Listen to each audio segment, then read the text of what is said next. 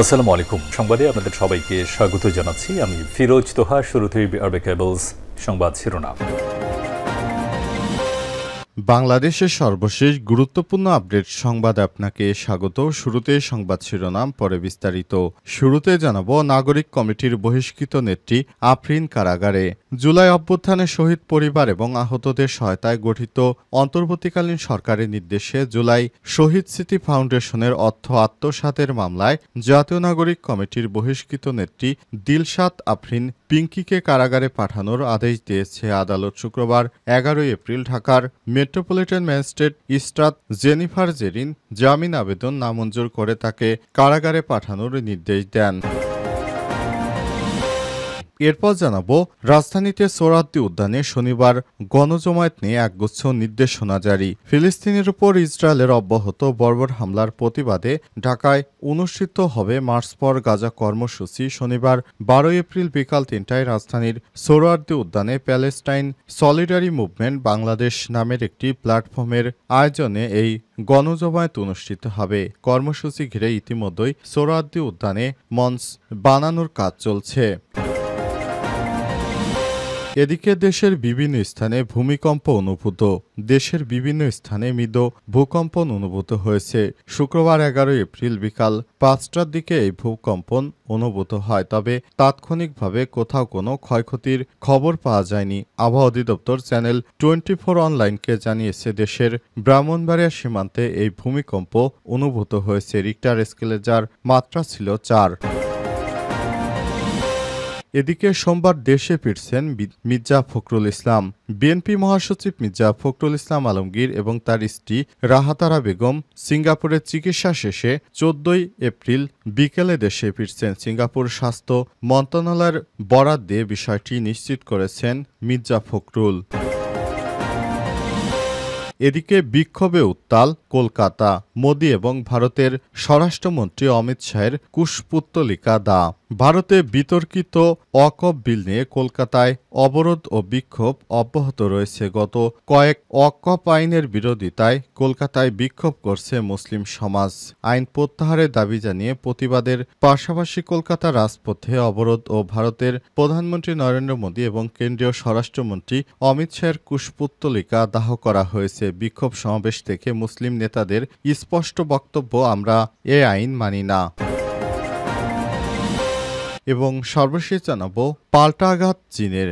মার্কিন পণ্যে 84% থেকে বাড়িয়ে 125% শুল্ক আরোপ। যুক্তরাষ্ট্রের নতুন শুল্ক আরোপ জারির পর থেকে একের পর এক পাল্টাপাল্টি শুল্ক বৃদ্ধি করে যাচ্ছে ওয়াশিংটন এবং বেইজিং।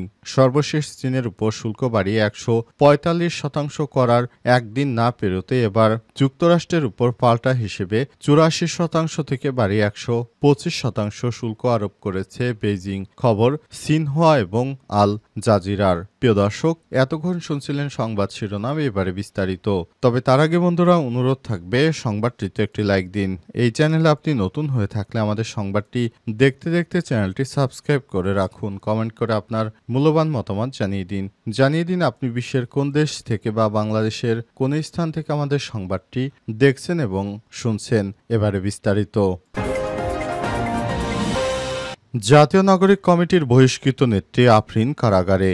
জুলাই অভ্যুত্থানে শহীদ পরিবার ও আহতদের সহায়তায় গঠিত জুলাই শহীদ স্মৃতি ফাউন্ডেশনের অর্থ আত্মসাতের মামলায় জাতীয় নাগরিক কমিটির বহিষ্কৃত নেত্রী দিলশাদ আফরিন পিঙ্কিকে কারাগারে পাঠানোর আদেশ দিয়েছে আদালত। শুক্রবার 11 এপ্রিল ঢাকার metropolitan magistrate Ishrat Jennifer Zerin জামিনের আবেদন মঞ্জুর করে তাকে কারাগারে পাঠানোর নির্দেশ দেয়। এর আগে মামলার তদন্ত কর্মকর্তা রমনা মডেল থানার উপপরিদর্শক এসআই মোহাম্মদ কামরুল ইসলাম হোসেন তাকে আদালতে হাজির করলে কারাগারে আটক রাখার আবেদন করেন। আসামিপক্ষ ঢাকা বারের সাবেক সাধারণ সম্পাদক হোসেন আলী খান জামিনের আবেদন করে, তবে শুনানি শেষে আদালত তা খারিজ করে দিয়েছে। মামলায় অভিযোগ থেকে জানা গেছে, জুলাই শহীদ স্মৃতি ফাউন্ডেশনের সহায়তা পাওয়ার জন্য রকিবুল শিকদার এবং বুলবুল শিকদার আবেদন করেন। যাচাই বাছাইয়ের সময় জানা যায় তারা প্রকৃতপক্ষে জুলাই বিপ্লব বা বৈষম্য বিরোধী ছাত্র আন্দোলনে আহত ছিলেন না, অথচ দিলশান আফরিন পিঙ্কি তাদের কাছ থেকে 10,000 টাকার বিনিময়ে চিকিৎসা সংক্রান্ত মিথ্যা কাগজপত্র তৈরি করে দেন এবং গুরুতর আহতদের তালিকায় অন্তর্ভুক্ত করার জন্য 50,000 এবং অন্যান্য সুযোগ সুবিধার জন্য আরও 30,000 টাকা করে নেন। এছাড়াও জুলাই বিপ্লবে শহীদ আহসান কবির শরীফের স্ত্রী হাদিসা আক্তার হ্যাপিকে ফাউন্ডেশন থেকে 2.5 লক্ষ টাকা পাইয়ে দেওয়ার প্রলোভন দেখিয়ে 50,000 টাকা আত্মসাৎ করেন বলে অভিযোগে উল্লেখ করা হয়েছে। আরও কয়েকজনের কাছ থেকে একই ধরনের প্রতারণা করেছেন তিনি। এ বিষয়ে বৃহস্পতিবার 10 এপ্রিল ফাউন্ডেশনের লিগ্যাল অফিসার ফাতেমা আফরিন পায়েল রমনা থানায় মামলা দায়ের করেন। ওই রাতে রমনা এলাকা থেকে তাকে গ্রেপ্তার করে পুলিশ। এর আগে 8 এপ্রিল জাতীয় নাগরিক কমিটির ভারপ্রাপ্ত সদস্য সচিব আক্তার হোসেন স্বাক্ষরিত চিঠিতে দিলশাদ আফরিন পিঙ্কিকে সংগঠন থেকে বহিষ্কারের ঘোষণা দেওয়া হয়েছে। সোহরাওয়ার্দী উদ্যানে শনিবার গণজমায়েত নিয়ে একগুচ্ছ নির্দেশনা জারি। ফিলিস্তিনের উপর ইসরায়েলের অব্যাহত বর্বর হামলার প্রতিবাদে ঢাকায় অনুষ্ঠিত হবে মার্চ ফর গাজা কর্মসূচি। শনিবার 12 এপ্রিল বিকাল 3টায় রাজধানীর সোহরাওয়ার্দী উদ্যানে প্যালেস্টাইন সলিডারি মুভমেন্ট বাংলাদেশ নামের একটি প্ল্যাটফর্মের আয়োজনে এই গণজমায়েত অনুষ্ঠিত হবে। কর্মসূচি ঘিরে ইতিমধ্যে সোহরাওয়ার্দী উদ্যানে মঞ্চ টানানোর কাজ চলছে।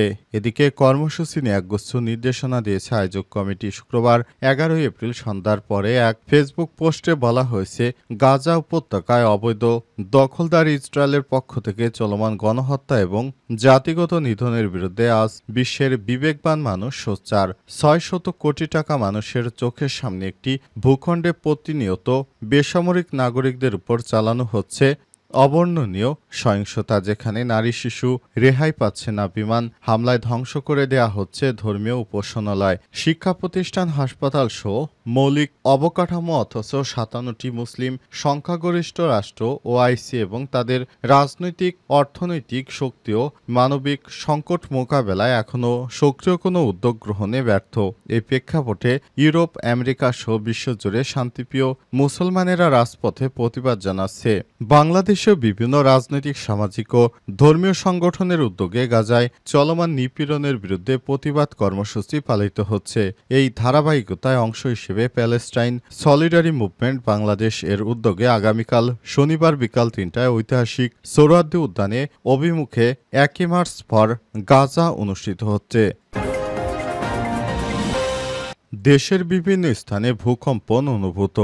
দেশের বিভিন্ন স্থানে মৃদু ভূকম্পন অনুভূত হয়েছে। শুক্রবার 11 এপ্রিল বিকাল 5টার দিকে এই ভূকম্পন অনুভূত হয়, তবে তাৎক্ষণিকভাবে কোথাও কোনো ক্ষয়ক্ষতির খবর পাওয়া যায়নি। আবহাওয়া অধিদপ্তর চ্যানেল 24 অনলাইনকে জানিয়েছে, দেশের ব্রাহ্মণবাড়িয়া সীমান্তে এই ভূমিকম্প অনুভূত হয়েছে। রিক্টার স্কেলে যার মাত্রা ছিল 4।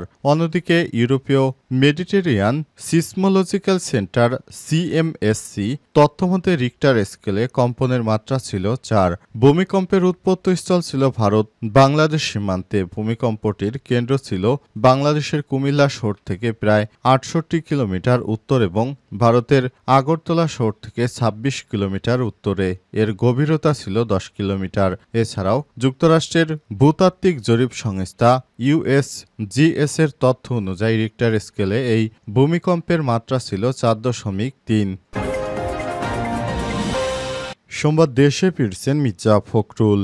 বিএনপির মহাসচিব মির্জা ফখরুল ইসলাম আলমগীর এবং তার স্ত্রী রাহাতারা বেগম আগামী সোমবার 14 এপ্রিল দেশে ফিরছেন। সিঙ্গাপুরে স্বাস্থ্য পরীক্ষা শেষে দেশে ফিরছেন তিনি। সিঙ্গাপুরের স্বাস্থ্য পরীক্ষা শেষে দুজনেই এখন সুস্থ আছেন বলে জানিয়েছেন তিনি। শুক্রবার 11 এপ্রিল দুপুরে গণমাধ্যমকে এক বিবৃতিতে মির্জা ফখরুল বলেছেন, আমাদের দুজনেরই সব রিপোর্ট ভালো এসছে। আপনার ভাবি এখন ভালো আছে, সুস্থ আছে। ইনশাল্লাহ 14 এপ্রিল বিকেলে আমরা দুজনেই দেশে ফিরতে পারব।